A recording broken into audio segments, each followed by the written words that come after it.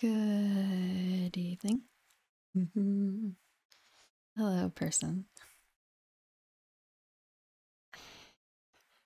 I want to say I had a bit of trouble picking out what to read tonight. I knew I wanted to read Yuko, but after that I wasn't certain. And then I found this Dracula book of great vampire stories. So I think that's going to be on the menu tonight. I want to say I didn't sleep too poorly after last night with the games. Though I did not go downstairs afterwards. And I want to say the cat, my guardian cat, did not come back up to me until dawn. So it's just sort of like where have you been? You haven't been doing your job. He's not I want to say it's a good thing he's not paid based on his work. That cat. Mm-hmm. So, let's see. Well, the audio should be better than it was yesterday, since I'm able to turn some things on and I did some tests to make sure it sounds hopefully better. Okay. And I don't know if you'll be able to hear like the actual book. If I do like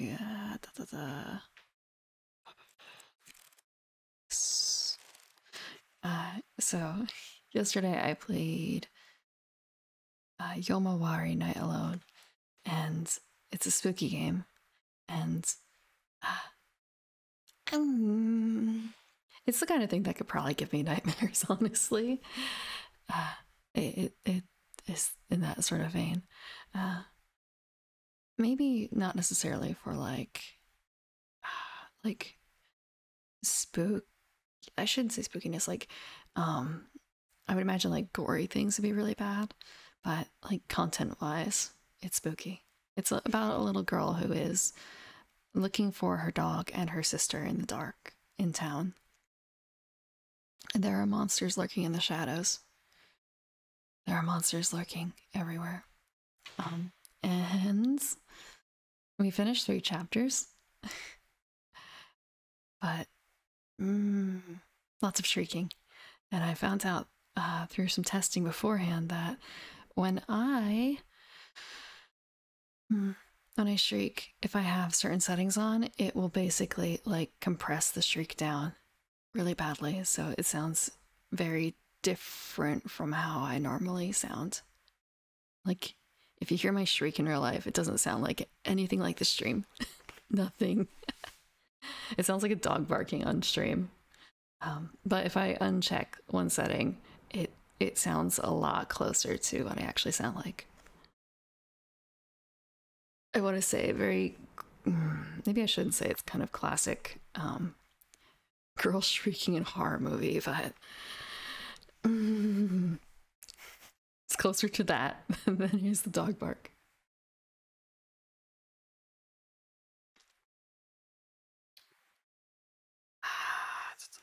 Unfortunately, I still had my gain up really high for most of yesterday. So, because I've been fiddling with mic settings a lot, like going back and forth on things. So, it wasn't until like pretty far in that I realized like, my gain is set up really, really, really high. I need to turn that down. I do that more often than not, like remembering like, it's right, before reading I should put the gain up high, and then forgetting to turn it back off afterwards. But this time I've got my tea and I've got my book. I've got 2 books. So one of them, the first one I'm going to be reading from, is the name of the book is Summer, Fireworks, and My Corpse, and it's by Otsuichi, missed the I. And I read Summer, Fireworks, and My Corpse back on the 4th of July, actually. It's a 80 page tale. So Uh, next is going to be Yuko, which is from the same book, but different short story. And Yuko is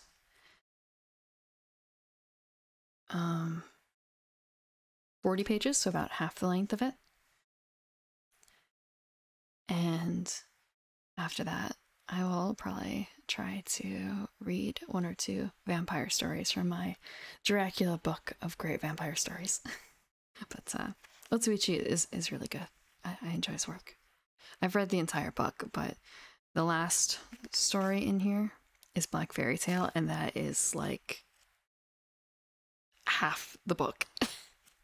It would be too long for one sitting. I don't know if I want to do like a multi-page fiction reading. It might be a bit too difficult, especially with something that can't really go on a VOD archive. Ooh, sorry, that was my mug. A little loud. I have my tea. Okay. So Yuko. That is the end of Yuko. So just it's been a little while since I've read Yuko, and I remembered some of the twists, but I didn't remember that last one.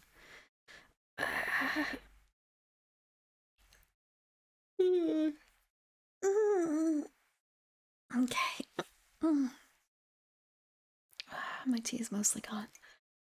Let's see. I hope you enjoyed Yuko. I want to say, like you think you know where it's going, and then at the end, although I do want to say, I've read so many. Well, I shouldn't say so many. I've read a number of Japanese stories where they have that sort of, I don't want to say accidental poisoning, but kind of, well, a mix of accidental poisoning and purposeful poisoning with plants that grow on the land, on the family's land. There's another story that involves a bit of that. If anyone has read Now You're One of Us, that one might be a bit too much for stream, I think, honestly. It's got some weird shit going on. I think the least bit being, I think, the Datsura. There's a lot of Datsura in there.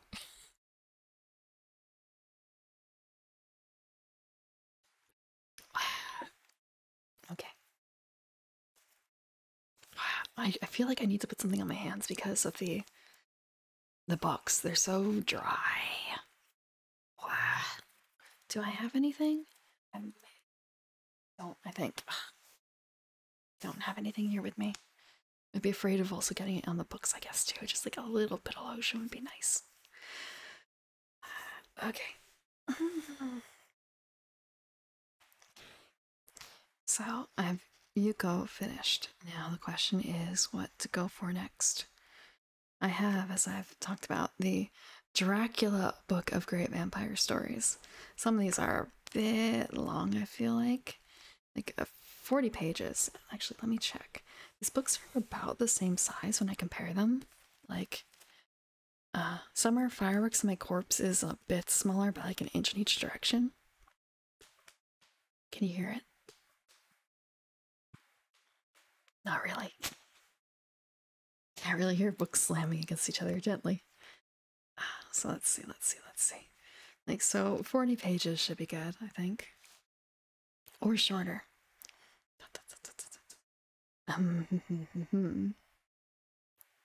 So, like, looking at this, I feel like Carmilla is far too long. But there's one here called The Sad Story of a Vampire.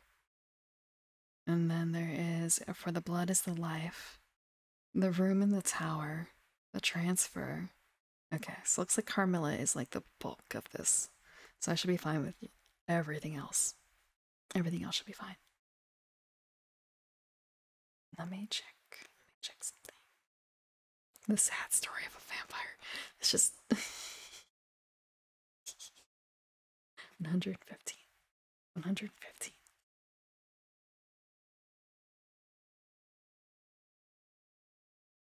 Mm.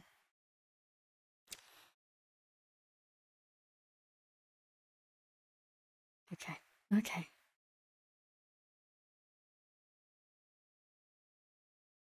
Interesting. Okay, I think I'm going to read this one. I'm going to read The Sad Story of a Vampire, but let me just fix the writing on here and the stream title so that it's no longer just Yuko.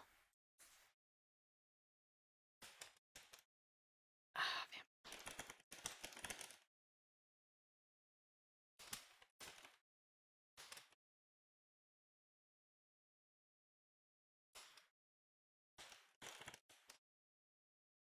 okay, those vampire short stories. And it is going to be not Yuko, but Sad Story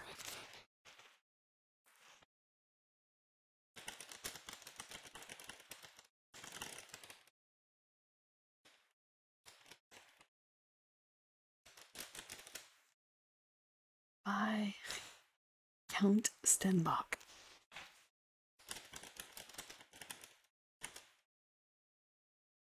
Does this look? It's a really, really long title. Okay.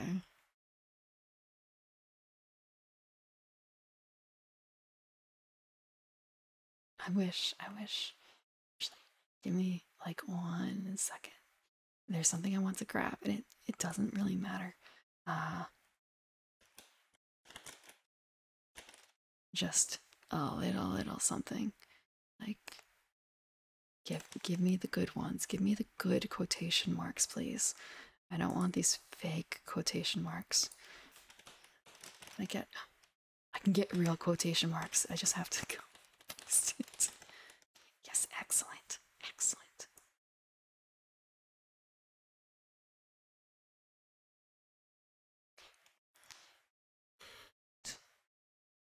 Do we want a little bit of like noise? Let's go with a tiny bit of like woodland campsite, dark and stormy. Mountain, not mountain tavern, but like dark and stormy. I think maybe just slightly. Can I put this on real low?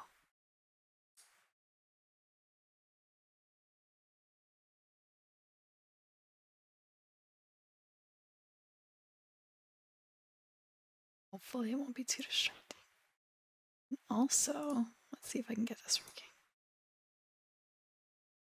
Swap. Recognize what's playing. Do I have to restart it? I might have to restart it.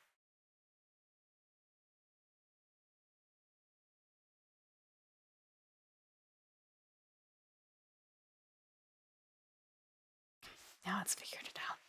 Excellent. Okay. The Sad Story of a Vampire by Stanislaus Erik Count Stenbach, 1860 to 1895.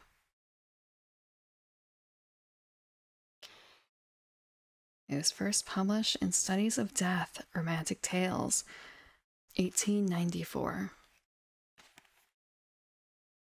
Vampire stories are generally located in Styria. Mine is also. Styria is by no means the romantic kind of place described by those who have certainly never been there. It is a flat, uninteresting country, only celebrated by its turkeys, its capons, and the stupidity of its inhabitants. Vampires generally arrive at night in carriages drawn by 2 black horses. Our vampire arrived by the commonplace means of the railway train, and in the afternoon. You must think that I am joking, or perhaps at the word vampire, I mean a financial vampire. No, I am quite serious. The vampire of whom I am speaking, who laid waste to our hearth and home, was a real vampire. Vampires are generally described as dark, sinister-looking, and singularly handsome. Our vampire was, on the contrary, rather fair, and certainly was not at first sight sinister-looking. and though decidedly attractive in appearance, not what one would call singularly handsome. Yes, he desolated our home, killed my brother, the one object of my adoration, also my dear father.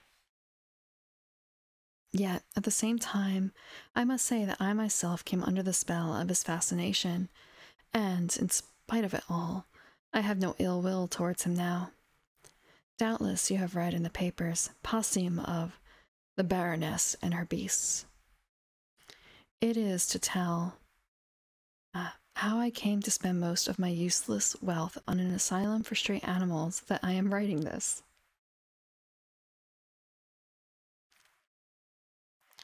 I am old now. What happened then was when I was a little girl of about 13. I will begin by describing our household. We were Poles. Our name was Wronski. We lived in Styria, where we had a castle. Our household was very limited. It consisted, with the exclusion of domestics, of only my father, our governess, a worthy Belgian named Mademoiselle von Aert, my brother, and myself. Let me begin with my father. He was old, and both my brother and I were children of his old age. Of my mother, I remember nothing. She died in giving birth to my brother, who was only 1 year, or not as much, younger than myself. Our father was studious, continually occupied in reading books, chiefly on recondite subjects and in all kinds of unknown languages. He had a long white beard and wore habitually a black velvet skullcap. How kind he was to us!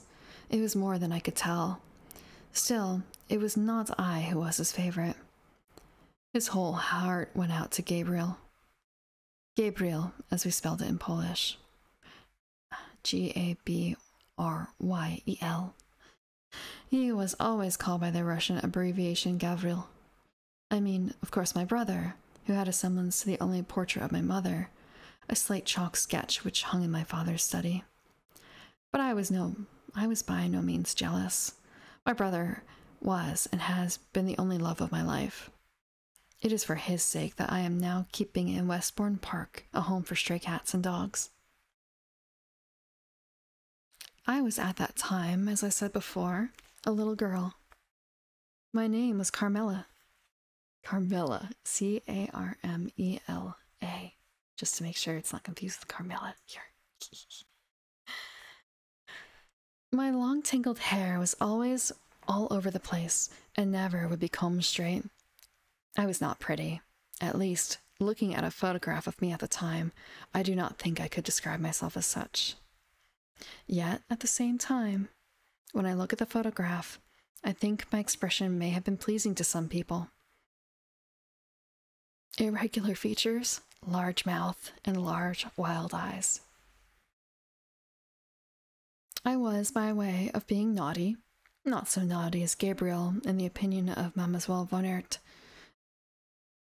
Mademoiselle von Aert, I may interpose, was a wholly excellent person, middle-aged, who really did speak good French, although she was a Belgian, and could also make herself understood in German, which, as you may or may not know, is the current language of Styria. I find it difficult to describe my brother Gabriel. There was something about him strange and superhuman, or perhaps I should say praeterhuman, something between the animal and the divine. Perhaps the Greek idea of the faun might illustrate what I mean. Oh, but that will not do either. He had large, wild, gazelle-like eyes. His hair, like mine, was in a perpetual tangle. That point he had in common with me, and indeed, as I afterwards heard, our mother having been of the gypsy race, it will account for much of the innate wilderness there was in our natures. I was wild enough, but Gabriel was much wilder. Nothing would induce him to put on shoes and socks except on Sundays, when he also allowed his hair to be combed, but only by me.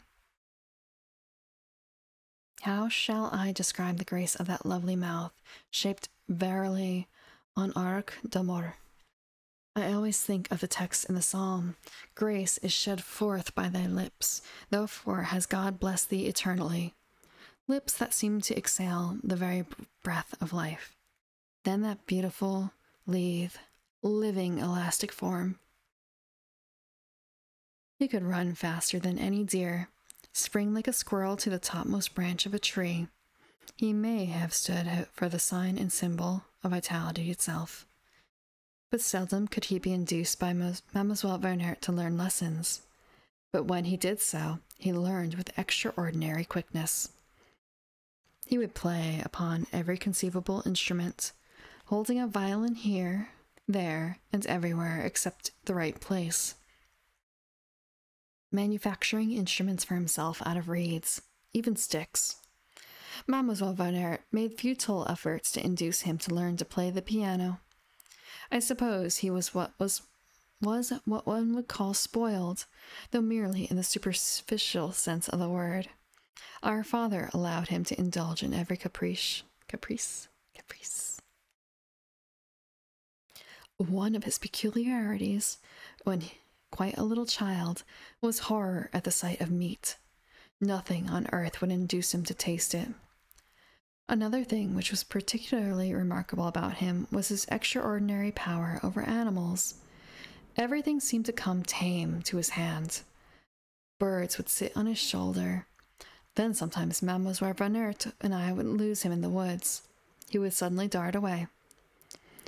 Then we would find him singing softly or whistling to himself, with all manner of woodland creatures around him. Hedgehogs, little foxes, wild rabbits, marmots, squirrels, and such like. He would frequently bring those things home with him and insist on keeping them. This strange menagerie was the terror of poor Mademoiselle Vernert's heart. He chose to live in a little room at the top of a turret, but which, instead of going upstairs, he chose to reach by means of a very tall chestnut tree through the window.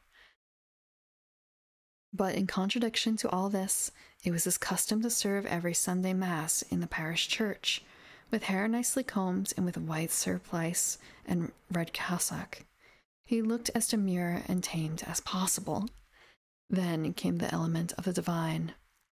What an expression of ecstasy there was in those glorious eyes. Thus far, I have not been speaking about the vampire. However, let me begin my narrative at last.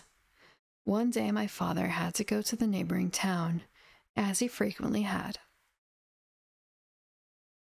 This time he returned accompanied by a guest. The gentleman, he said, had missed his train through the late arrival of another at our station, which was a junction, and he would therefore, as trains were not frequent in our parts, have had to wait there all night. He had joined in conversation with my father in the too late arriving train from the town, and had consequently accepted my father's invitation to stay the night at our house. But of course, you know, in those out-of-the-way parts, we are almost patriarchal in our hospitality. He was announced under the name of Count Vardalek, the name being Hungarian, but he spoke German well enough, not with the monotonous accentuation of a Hungarian, but rather, if anything, with a slight Slavonic intonation. His voice was peculiarly soft and insinuating. We soon afterwards found out he could talk Polish, and Mademoiselle Vernert vouched for his good French. Indeed, he seemed to know all languages. But let me give my first impressions. He was rather tall, with fair, wavy hair, rather long, which he accentuated with a certain effeminacy about his smooth face. His figure had something, I cannot say what, serpentine about it. The features were refined. He had long, slender, subtle, magnetic-looking hands, a somewhat long, sinuous nose, a graceful mouth, and an attractive smile, which belied the intense sadness of the expression of the eyes. When he arrived, his eyes were half closed. Indeed, they were habitually so I could not decide their color. He looked worn and wearied. I could not possibly guess his age. Suddenly, Gabriel burst into the room. A yellow butterfly was clinging to his hair. He was carrying in his arms a little squirrel. Of course, he was bare-legged as usual. The stranger looked up at his approach. Then I noticed his eyes. They were green. They seemed to dilate and grow larger. Gabriel stood stock still with a startled look, like that of a bird fascinated by a serpent. But nevertheless, he held out his hands to the newcomer. Vardalek, taking his hand, I don't know why I noticed this trivial thing, pressed the pulse with his forefinger. Suddenly, Gabriel darted from the room and rushed upstairs, going to his turret room by the time this time by the staircase instead of the tree. I was in terror what the Count might think of him. Great was my relief when he came down in his velvet Sunday suit and shoes and stockings. I combed his hair and set him generally right.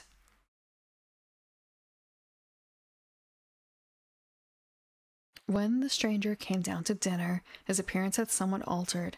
He looked much younger. There was an elasticity in the skin, combed with a delicate complexion, rarely to be found in a man. Before, he had struck me as being very pale. Well, at dinner, we were all charmed with him, especially my father. He seemed to be thoroughly acquainted with all of my father's peculiar hobbies. Once, when my father was relating some of his military experiences, he said something about a drummer boy who was wounded in battle. His eyes opened completely again and dilated, this time with a particularly disagreeable expression, dull and dead, yet at the same time animated by some horrible excitement. But this was only momentary. The chief subject of his conversation with my father was about certain curious mystical books which my father had just lately picked up, and which he could not make out, but Vardalek seemed completely to understand. At dessert time, my father asked him if he were in a great hurry to reach his destination. If not, would he stay with us a little while? Though our place was out of the way, he would find much that would interest him in his library. He answered, I am in no hurry. I have no particular reason for going to that place at all, and if I can be of service to you in deciphering these books, I shall be only too glad. He added with a smile which was bitter, very, very bitter. You see, I am a cosmopolitan, a wanderer on the face of the earth. Hello, Vardine. After dinner, my father asked him if he had played the piano. He said, Yes, I can a little, and he sat down at the piano. Then he played a Hungarian czardas, wild, rhapsodic, wonderful. That is the music which makes men mad. He went on in the same strain. Gabriel stood stock still by the piano, his eyes dilated and fixed, his form quavering. At last he said very slowly, at one particular motive, for want of a better word, you may call it the urlache of a czardas, by which I mean that point where the original quasi-slow movement begins again. Yes, I think I could play that. Then he quickly fetched his fiddle and self-made xylophone, and did actually, alternating the instruments, render the same very well indeed. Vardalek looked at him and said in a very sad voice, Poor child, you have the soul of music within you. I could not understand why he should seem to commiserate instead of congratulate Gabriel on what certainly showed an extraordinary talent. Gabriel was shy even as the wild animals who were tamed to him. Never before had he taken to a stranger. Indeed, as a rule, if any stranger came to the house by any chance, he would hide himself, and I had to bring him up his food to the turret chamber. You may imagine what my was my surprise when I saw him walking about hand in hand with Vardalek till the next morning, in the garden, talking lively with him and showing his collection of pet animals which he had gathered from the woods and for which we had to fit up regular zoological gardens. He seemed utterly under the domination of Vardalek. What surprised us was, for otherwise we liked the stranger, especially for being kind to him, that he seemed, though not noticeably at first, except perhaps to me, who noticed everything with regard to him, to be gradually losing his general health and vitality. He did not become pale as yet, but there was a certain languor about his movements which was certainly there was by no means before.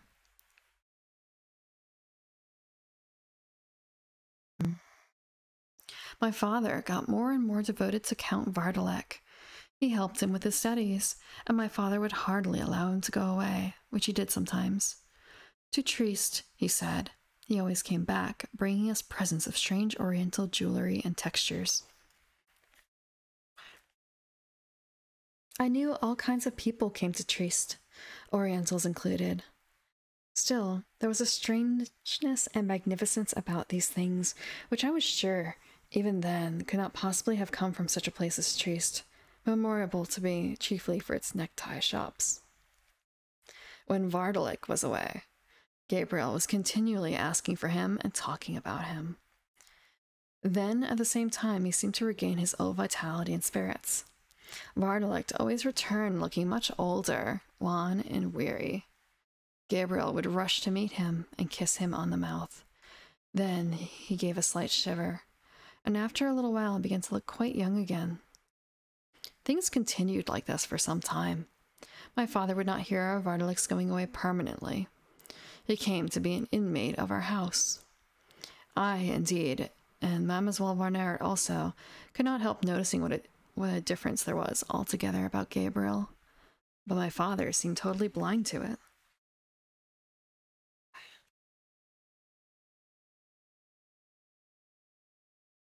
One night I had gone downstairs to fetch something which I had left in the drawing room.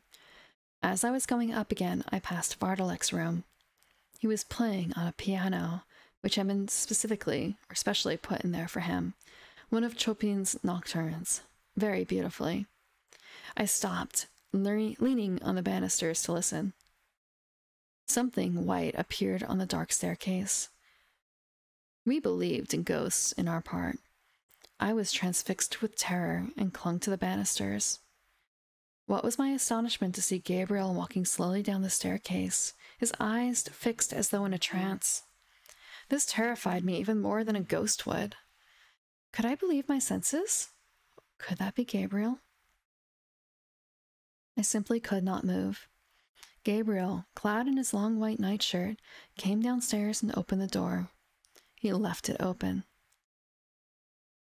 Vardalek still continued playing, but talked as he played. He said, this time speaking in Polish. Okay, I can't read Polish. I'm gonna try. Nie umiem wierzyć, że się kocham. My darling, I fain would spare thee, but thy life is my life, and I must live. I who would rather die. Will God not have any mercy on me? Oh, life. Oh, the torture of life. Here he struck one agonized and strange chord, then continued playing softly. Oh, Gabriel, my beloved, my life, yes, life. Oh, why life? I am sure this is but a little that I demand of thee. Surely thy superabundance of life can spare a little to one who is already dead. No, stay, he said now, almost harshly. What must be, must be. Gabriel stood there quite still, with the same fixed, vacant expression in the room. He was evidently walking in his sleep. Vardalek played on, and then said, "Ah," with a sigh of terrible agony. Then very gently, "Go now, Gabriel. It is enough." And Gabriel went out of the room and ascended the staircase at the same slow pace, with the same unconscious stare. Vardelik struck the piano, and although he did not play it loudly, it seemed as though the strings would break. You never heard music so strange and so heartrending.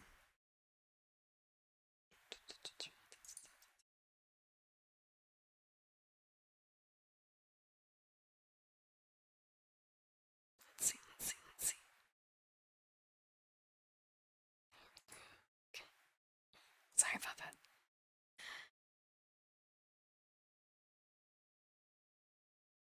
I only know I was found by Mademoiselle Vonert in the morning, in an unconscious state, at the foot of the stairs. Was it a dream after all? I am sure now that it was not. I thought then it might be. I said nothing to anyone about it. Indeed, what could I say?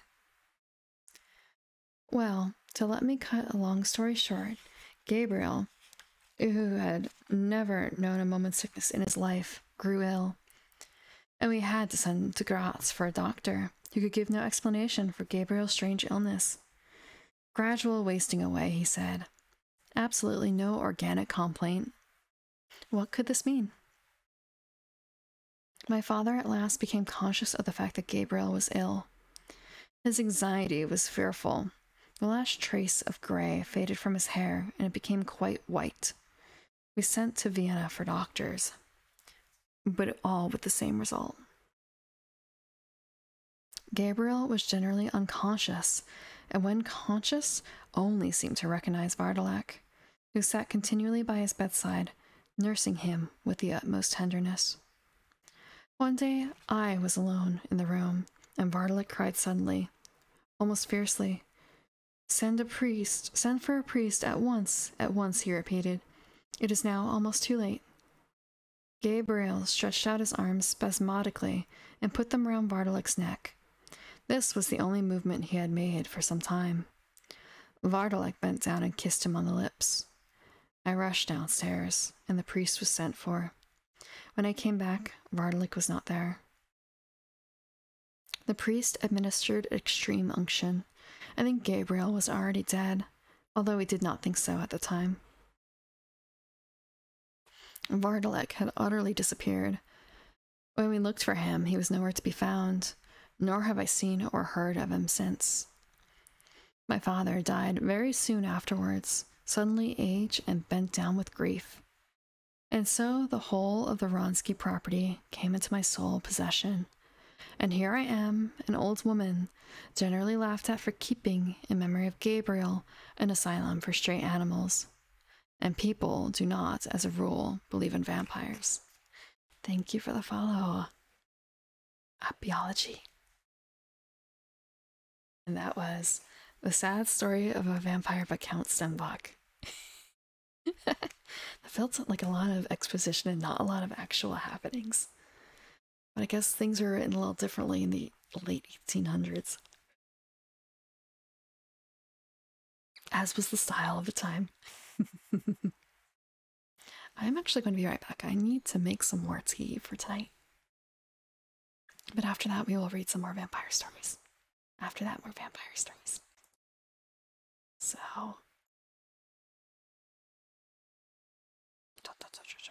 one thing. Okay. I guess that's all I have. See you. See you.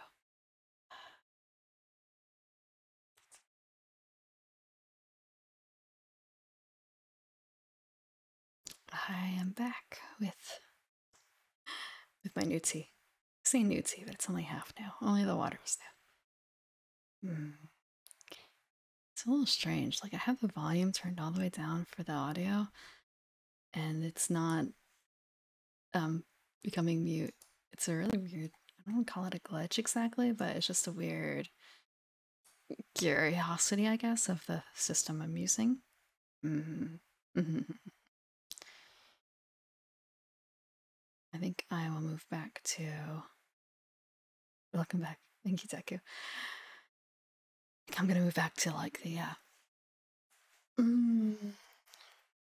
scripty noises instead. That background noise. Dark and Stormy is probably a bit much. Like, maybe for a more modern day Dracula story, it might fit a little better. But for the older ones, they're written in a very different time period. They don't quite feel as riveting, I suppose, as more modern fiction does. Let me move some stuff around so I can grab out the next chapter. I think I am going to read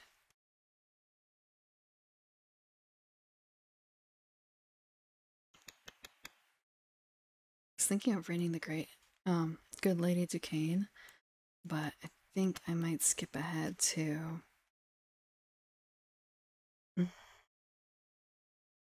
oh, we could try The Tomb of Sarah, actually. Let me change the text. I want to say, it feels like these stories are probably not super popular. There are a lot of things that have fallen out of favor. G. F. G.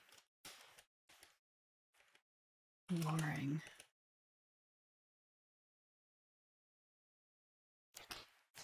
F. G. Loring.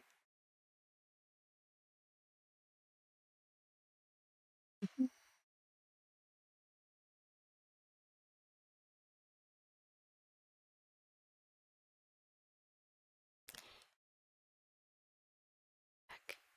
Here. A little quieter now. Quiet.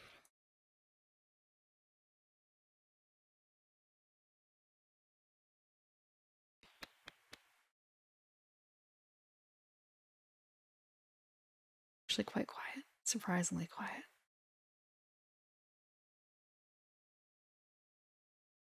Okay. A little bit of ambiance, I guess.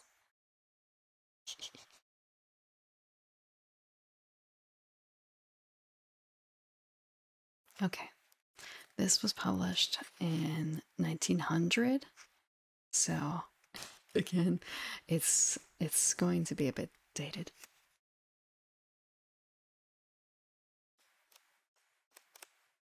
You can kind of sort of hear me flipping the pages, I think. My father was the head of a celebrated firm of church restorers and decorators about 6 years ago. He took a keen interest in his work and made an especial study of any legends or family histories that came under his observation.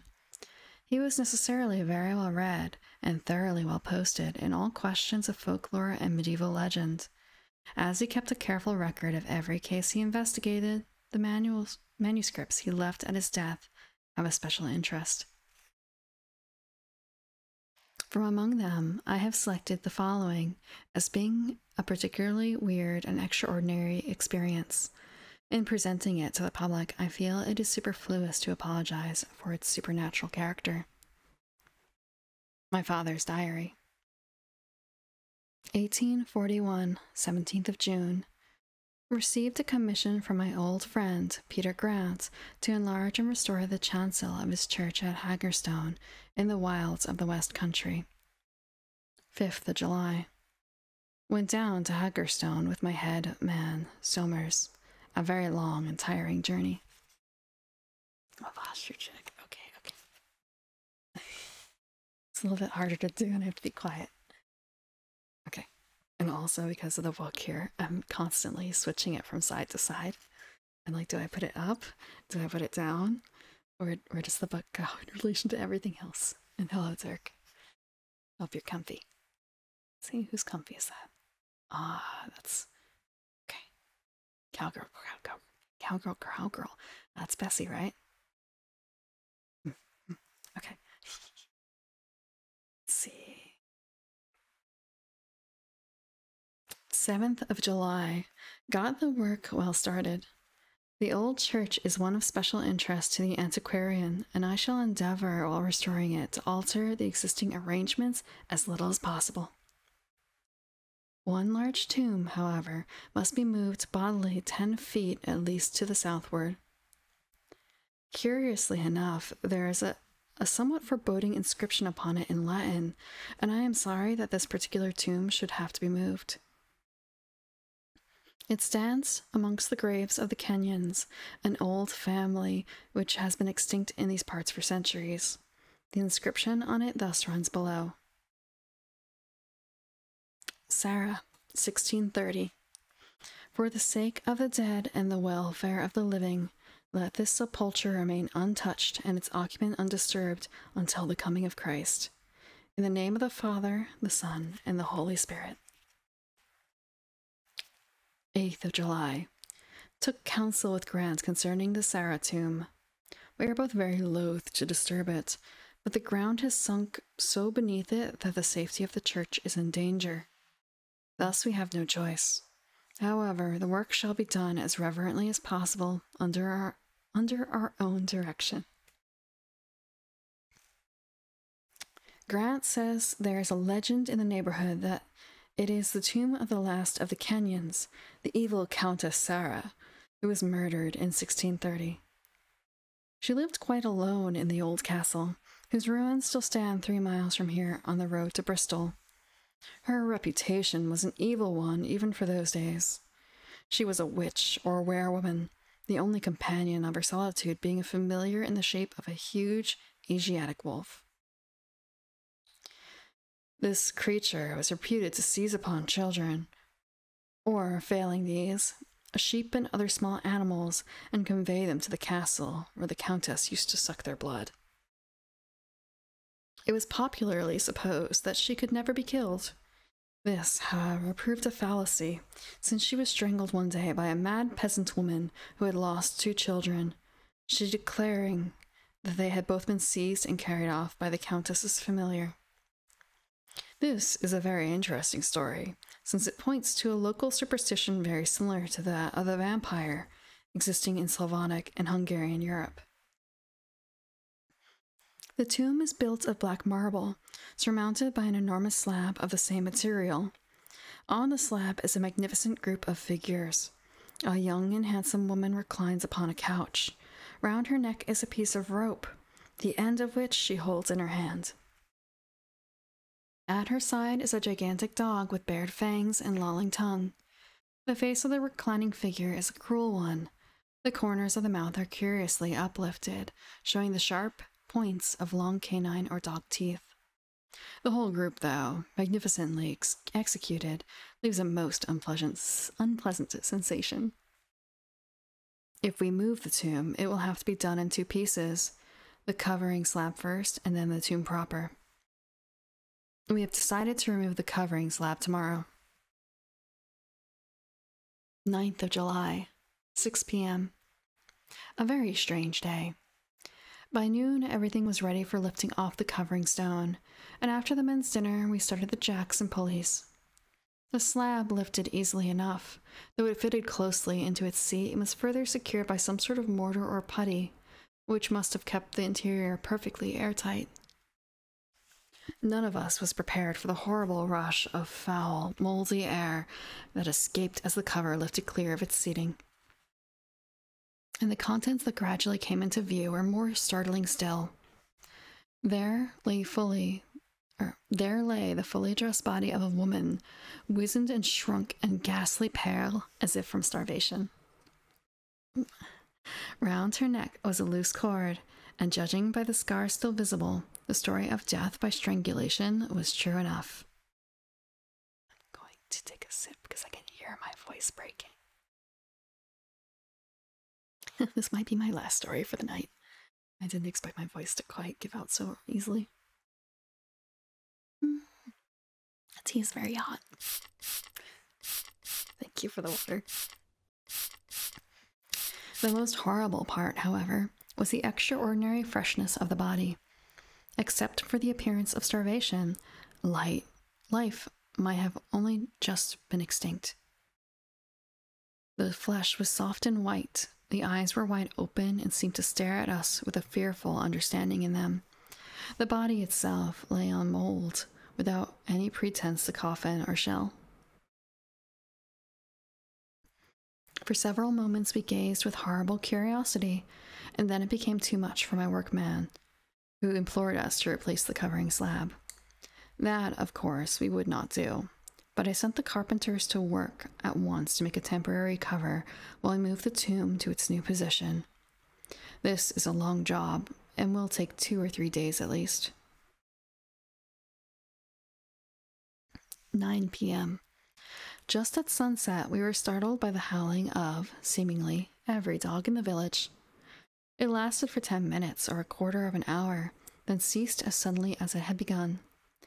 This, and a curious mist that had risen round the church, made me feel rather anxious about the Sarah tomb. According to the best established traditions of the vampire-haunted countries, the disturbance of dogs or wolves at sunset is supposed to indicate the presence of one of these fiends, and local fog is always considered to be a certain sign. The vampire has the power of producing it for the purpose of concealing its movements near its hiding place at any time.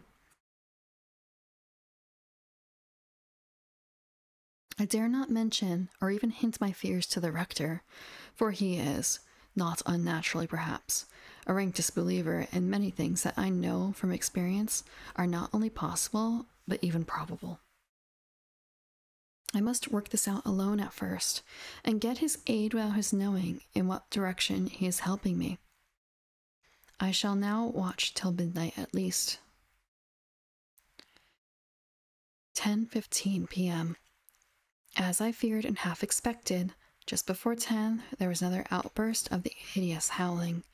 It was commenced most distinctly by a particularly horrible and blood-curdling wail from the vicinity of the churchyard.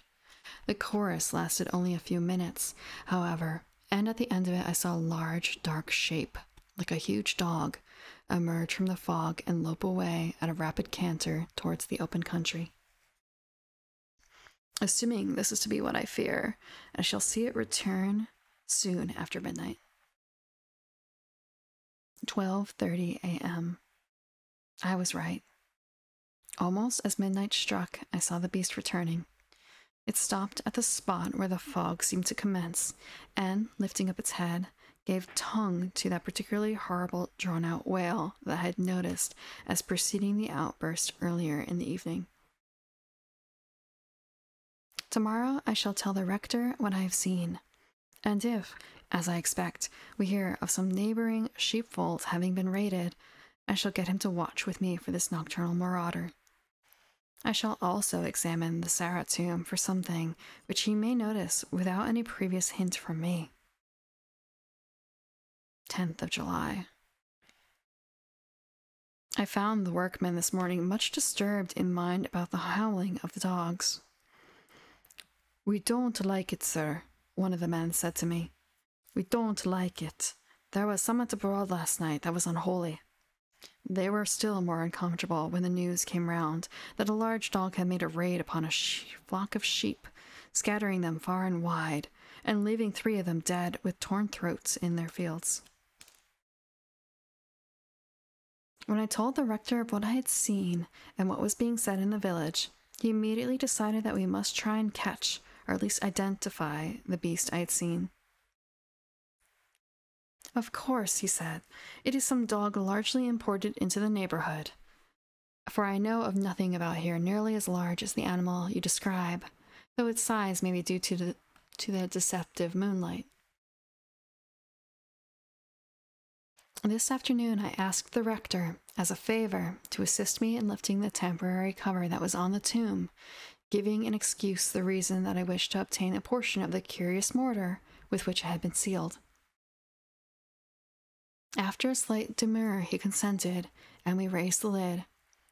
If the sight that met our eyes gave me a shock, at least it appalled Grant. "Hello, Caroline." "Great God," he exclaimed, "the woman is alive!" And so it seemed for a moment. The corpse had lost much of its starved appearance and looked hideously fresh and alive. It was still wrinkled and shrunken, but the lips were firm and the rich red hue of health. The eyes, if possible, were more appalling than ever, though fixed and staring. At one corner of the mouth, I thought I noticed a slight dark-colored froth, but I said nothing about it then. "Take your piece of mortar, Harry," gasped Grant, "and let us shut the tomb again. God help me. Parson though I am, such dead faces frighten me." Nor was I sorry to hide that terrible face again, but I got my bit of mortar, and I have advanced a step toward the solution of the mystery. This afternoon, the tomb was moved several feet towards its new position, but it will be 2 or 3 days yet before we shall be ready to replace the slab. 10:15 p.m. Again, the same howling at sunset, the same fog enveloping the church, and at 10 o'clock the same great beast slipping silently out into the open country. I must get the rector's help and watch for its return. But precautions we must take, for if things are as I believe, we take our lives in our hands when we venture out into the night to waylay the vampire. Why not admit it at once? For that the beast I have seen is the vampire of that evil thing in the tomb, I have no reasonable doubt. Not yet come to its full strength, thank heaven, after the starvation of nearly 2 centuries, for at present it can only maraud as a wolf apparently. But in a day or two, when full power returns, that dreadful woman in new strength and beauty will be able to leave her refuge. Then it would not be sheep merely that would satisfy her disgusting lust for blood, but victims that would yield their lifeblood without a murmur to her caressing touch. Victims that, dying of her foul embrace, themselves must become vampires in their turn to prey on others. Mercifully, my knowledge gives me a safeguard, for that little piece of mortar I rescued today from the tomb contains a portion of the sacred host, and who holds it, humbly and firmly believing in its value, may pass safely through such an ordeal as I intend to submit myself and the rector to tonight. 12:30 a.m. Our adventure is over for the present, and we are back safe. After writing the last entry recorded above, I went off to find Grant and to tell him that the marauder was out on the prowl again. "But Grant," I said, "before we start out tonight, I must insist that you will let me conduct this affair in my own way. You must promise to put yourself completely under my orders without asking any questions, as to the why and wherefore." After a little demur, and after some excusable chaff on his part at the serious view I was taking on what he called a dog hunt, he gave me his promise. I then told him that we were to watch tonight and try to track the mysterious beast, but not to interfere with it in any way. I think, in spite of his jests, that I impressed him with the fact that there might be, after all, good reason for my precautions. It was just after 11 when we stepped out into the still night. Tea time. That's hot. Hot. Our first move was to try to penetrate the dense fog around the church, but there was something so chilly about it, and a faint smell so disgustingly rank and loathsome that neither our nerves nor our stomachs were proof against it. Instead, we stationed ourselves in the dark shadow of a yew tree that commanded a good view of the wicket entrance to the churchyard. At midnight, the howling of the dogs began again, and in a few minutes we saw a large gray shape, with green eyes shining like lamps, shamble swiftly down the path towards us. The rector started forward, but I laid a firm hand upon his arm and whispered a warning. "Remember." Then we both stood very still and watched as the great beast cantered swiftly by. It was real enough, for we could hear the clicking of its nails on the stone flags. Can you hear that? My nails are probably not quite long enough to really make that noise. Maybe against the book. It was against stone, though. I don't know if I have anything like stone. Oh, actually, I do have something. I have my mug. Let me see if I can do that real quick. How does it sound?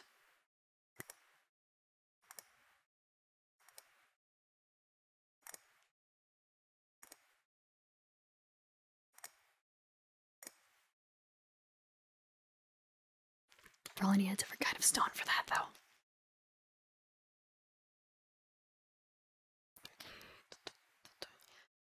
It passed within a few yards of us, and it seemed to be nothing more nor less than a great gray wolf, thin and gaunt, with bristling hair and dripping jaws. It stopped where the mist commenced and turned around. It was truly a horrible sight, and made one's blood run cold.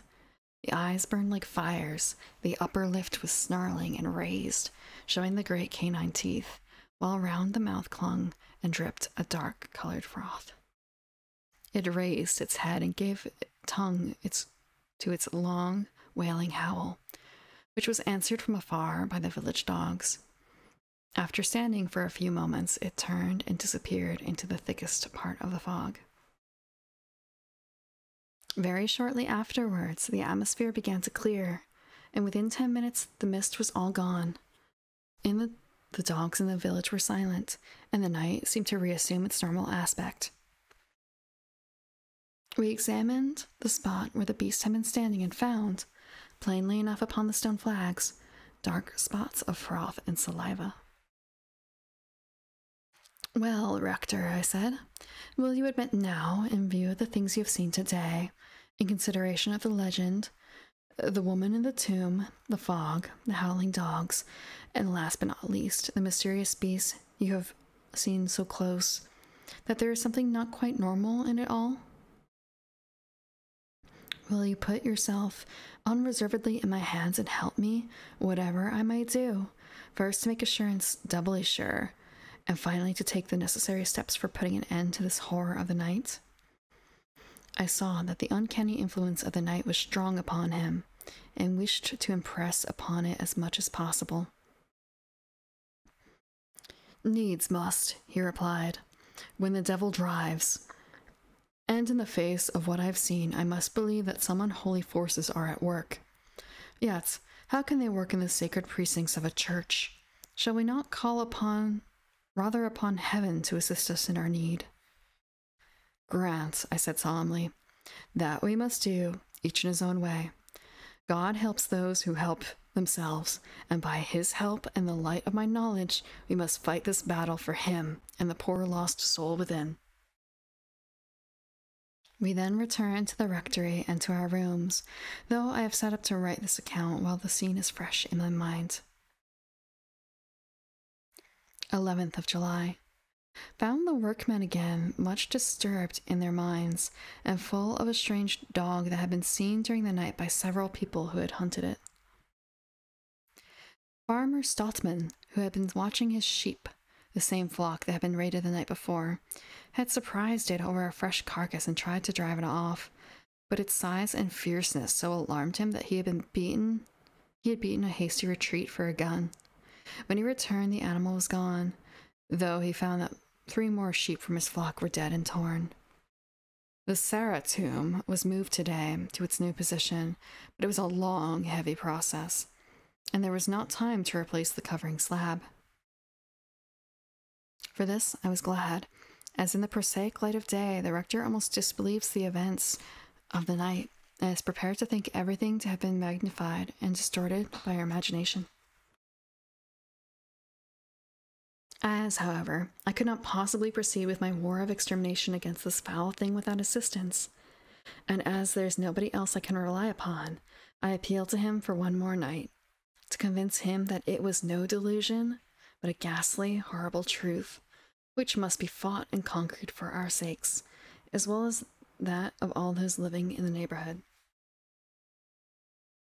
Let me check something.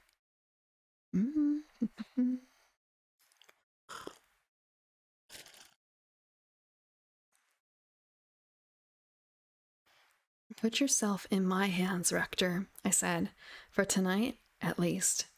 Let us take those precautions which my study of the subject tells me are the right ones. Tonight, you and I must watch the church, and I feel assured that tomorrow you will be as convinced as I am, and be equally prepared to take those awful steps which I know to be proper. And I must warn you that we shall find a more startling change in the body lying there than you noticed yesterday." My words came true. For on raising the wooden cover once more, the rank stench of a slaughterhouse arose, making us feel positively sick. There lay the vampire, but how changed from the starved and shrunken corpse we saw 2 days ago for the first time. The wrinkles had almost disappeared. The flesh was firm and full. The crimson lips grinned horribly over the long pointed teeth, and a distinct smear of blood had trickled down one corner of the mouth. We set our teeth, however, and hardened our hearts. Then we replaced the cover and put what we had collected into a safe place in the vestry. Yet even now, Grant could not believe that there was any real or pressing danger concealed in that awful tomb, as he raised strenuous objections to any apparent desecration of the body without further proof. This he shall have tonight. God grant that I am not taking too much on myself. If there's any truth in old legends, it would be easy enough to destroy the vampire now, but Grant will not have it. I hope for the best of this night's work, but the danger in waiting is very great. 6 p.m. I have prepared everything. The sharp knives, the pointed steak, fresh garlic, and the wild dog roses. All these I have taken and concealed in the vestry, where we can get at them when our solemn vigil commences. If either or both of us die with our fearful task undone, let those reading my record see that this is done. I lay it upon them as a solemn obligation, that the vampire be pierced through the heart with the stake, and then let the burial service read over the poor clay at last released from its doom. Thus shall the vampire cease to be, and a lost soul rest. 12th of July. Sorry, just checking it. All is over. After the most terrible night of watching and horror, one vampire at least will trouble the world no more. But how thankful we should be to a merciful providence that that awful tomb was not disturbed by anyone not having the knowledge necessary to deal with its dreadful occupant. I write this with no feelings of self-complacency, but simply with a great gratitude for the years of study I have been able to devote to this subject. And now to my tale. Just before sunset last night, the rector and I locked ourselves into the church and took up our position in the pulpit. It was one of those pulpits to be found in some churches, which is entered from the vestry, the preacher appearing at a good height through an arched opening in the wall. This gave us a sense of security, which we felt we needed, a good view of the interior, and direct access to the implements which I had concealed in the vestry. The sun set, and the twilight gradually deepened and faded. There was, so far, no sign of the usual fog, nor any howling of the dogs. At 9 o'clock, the moon rose, and her pale light gradually flooded the aisles, and still no sign of any kind from the Sarah tomb. The rector had asked me several times what he might expect, but I was determined that no words or thought of mine should influence him, and that he should be convinced by his own senses alone. By 10:30, we were both getting very tired, and I began to think that perhaps, after all, we should see nothing that night. However, soon after 11, we observed a light mist rising from the Sarah tomb. It seemed to scintillate and sparkle as it rose, and it curled in a sort of pillar or spiral. I said nothing, but I heard the rector give a sort of gasp as he clutched my arm feverishly.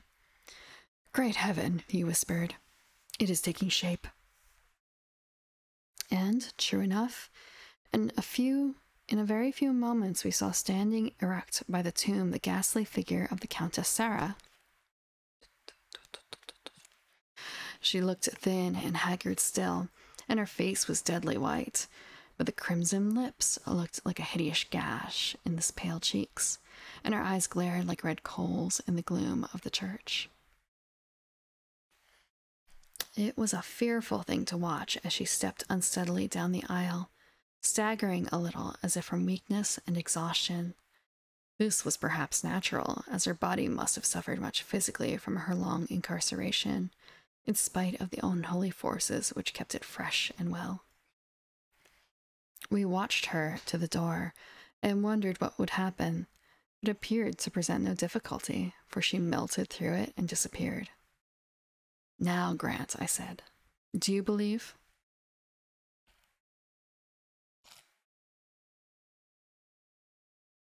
"Yes," he replied, "I must. Everything is in your hands, and I will obey your commands to the letter, if you can only instruct me how to rid my poor people of this unnameable terror." "By God's help, I will," said I. "But you shall be yet more convinced first, for we have a terrible work to do, and much to answer for in the future, before we leave the church again this morning. And now to work, for in its present weak state the vampire will not wander far, but may return at any time, and must not find us unprepared." We stepped down from the pulpit, and taking dog roses and garlic from the vestry, proceeded to the tomb. I arrived first and, throwing off the wooden cover, cried, "Look, it's empty." There was nothing there. Nothing except the impress of the body in the loose, damp mold. I took the flowers and laid them in a circle around the tomb, for legends teach us that vampires will not pass over these particular blossoms if they can avoid it.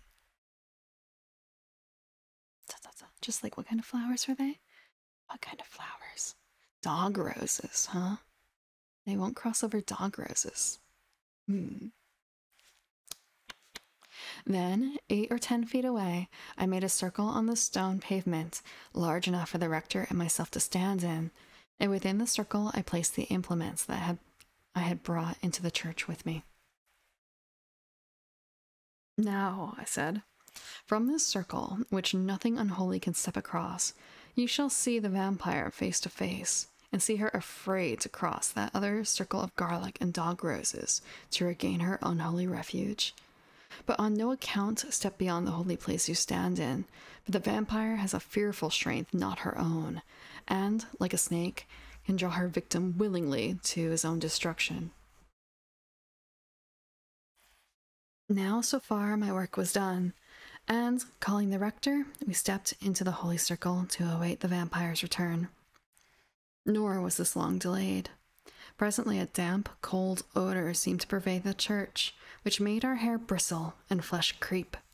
And then, down the aisle with noiseless feet, came that which we watched for. I heard the rector mutter a prayer, and I held him tightly by the arm, for he was shivering violently. Long before we could distinguish the features we saw in the glowing eyes and the crimson, sensual mouth. She went straight to her tomb, but stopped shortly when she encountered my flowers. She walked right round the tomb, seeking a place to enter. As she walked, she saw us. A spasm of diabolical hate and fury passed over her face, but it quickly vanished, and a smile of love, more devilish still, took its place. She stretched out her arms towards us. Then we saw that round her mouth gathered a bloody froth, and from under her lips long pointed teeth gleamed and champed. She spoke, a soft, soothing voice, a voice that carried a spell with it, and affected both of us strangely, particularly the rector. I wished to test as far as possible, without endangering our lives, the vampire's power. Her voice had a soporific effect, which I resisted easily enough, but which seemed to throw the rector in a sort of trance. More than this, it seemed to compel him to her in spite of his efforts to resist. "Come," she said, "come. I give sleep and peace, sleep and peace, sleep and peace." She advanced a little toward us, but not far, for I had noted that the sacred circle seemed to keep her back like an iron hand.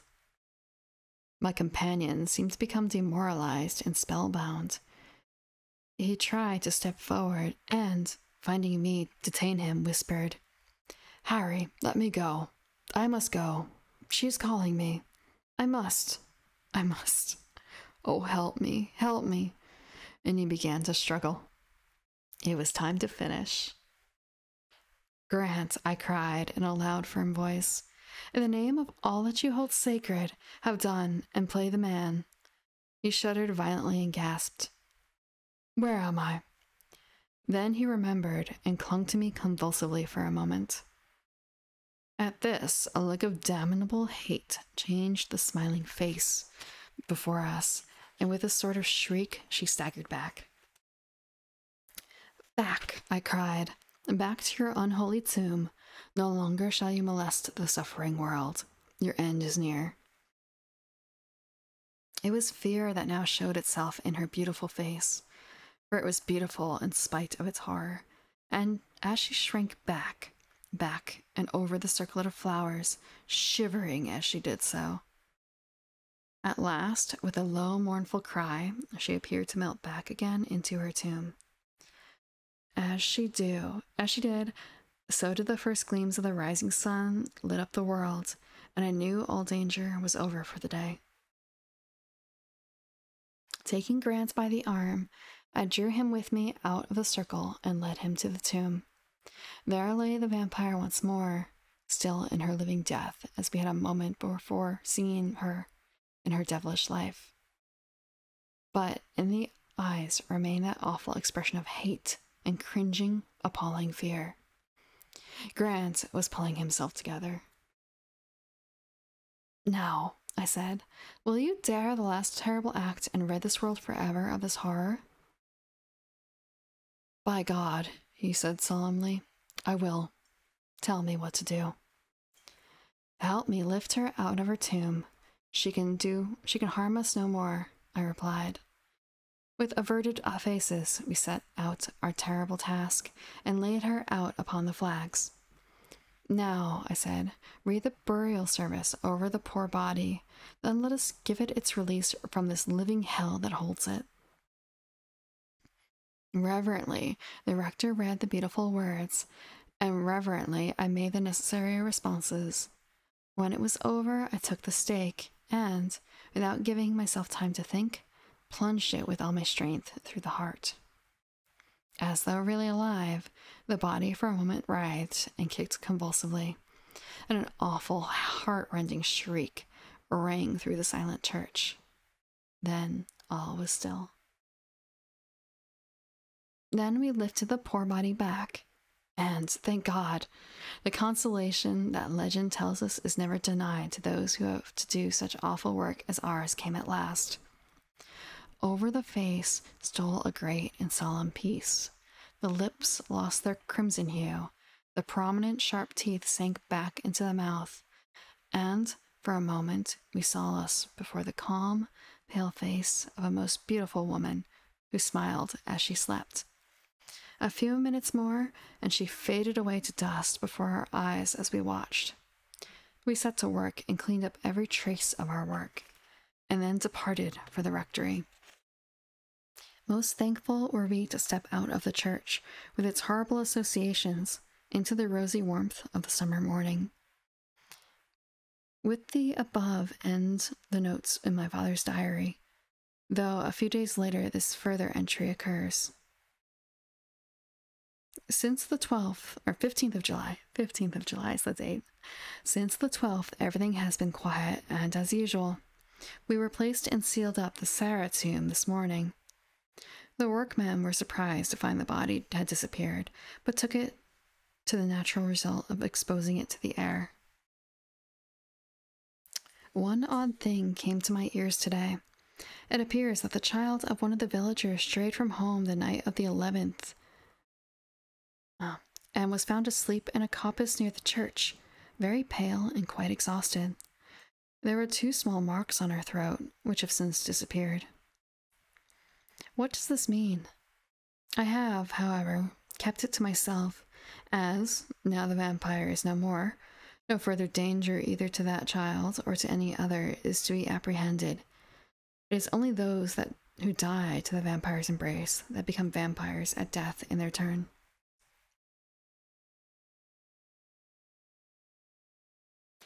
I know I'm going to check back to the very beginning because it's been a couple pages and I want to make sure I want to make sure.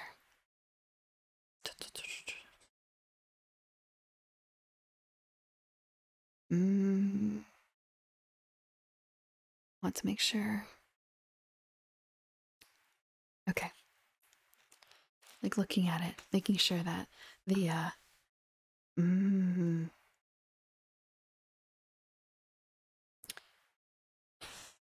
making sure. I wanted to see how recently the father had died, if this was something of a like he was actually killed by the child or not. But I think, just the slight questioning hesitation of like, well, the child is probably not a vampire, but he can't be certain, it seems. But we don't even get that. So yeah, the opening was that the father was the head of a firm of church restorers and decorators 60 years ago, and this is the descendant opening their diary and pulling out interesting bits. So it's not like this is like the last set of entries. This is not the last set of entries. And with that, I think I'm going to end it for the night. I've read 2 vampire stories, and Yuko.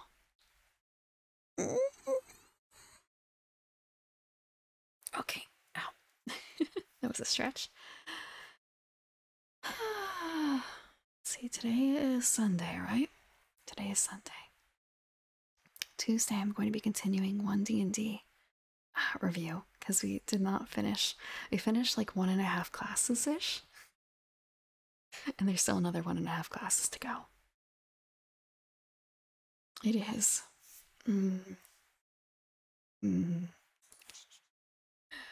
Like, we're gonna get through this before the end of October. I'm gonna be able to play a board game in October that's themed. I have to wonder if I think it's Monster Slaughter, has a tabletop version, and if I can wrangle up someone to play it with me, because I don't think it's probably automated. And Wednesday, I hope to be brave enough to finish Yoamahawari Night Alone. Maybe I shouldn't say finish, but I aim to get further. I aim to get further in Yomawari. But maybe not quite as long of a session. Depending. Hopium? What do you mean hopium? Hopium over what? Being able to play the scary game again? Or the spooky game? Or hopium over finishing 1D&D? Because, I mean, it could be hopium for both of those. And Saturday we will have to see. We'll have to see what comes with Saturday. But let's see. What's going on? What's going on? What's going on? Who is up? Who is up? Is there anyone else who's doing? I do not have a raid message. I've never really needed a raid message before. Like, is that really something that you should do? Is it?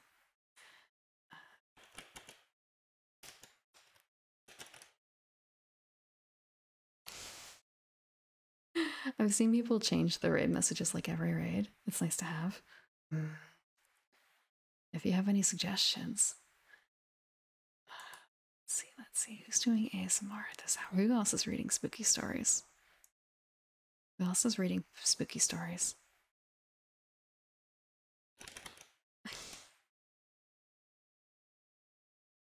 I'll have to do some market research.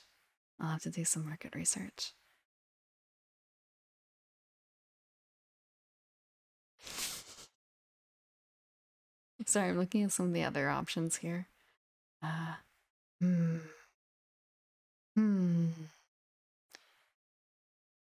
Like, no one else is doing any reading exactly. But someone's playing Animal Crossing. We could go to her. Peachy Gomu. Okay. Let me.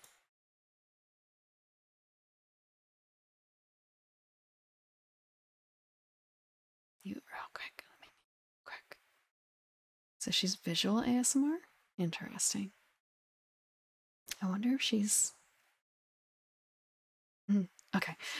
Just I didn't see any ads, so I was just kind of surprised there. Okay. I'm going to be able to spell this correctly. I'm going to be able to spell this correctly. Actually, I'm going to mute this. I wonder if it's going to be okay.